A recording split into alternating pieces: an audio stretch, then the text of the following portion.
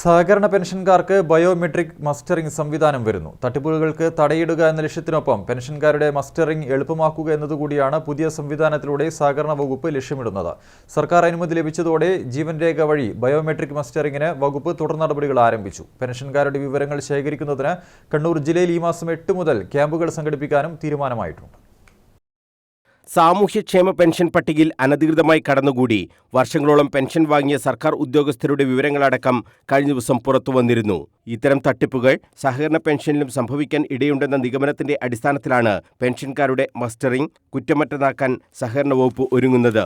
സഹകരണ പെൻഷൻകാരുടെ life certificate biometric mustering സംവിധാനത്തിലേക്ക് മാറ്റും.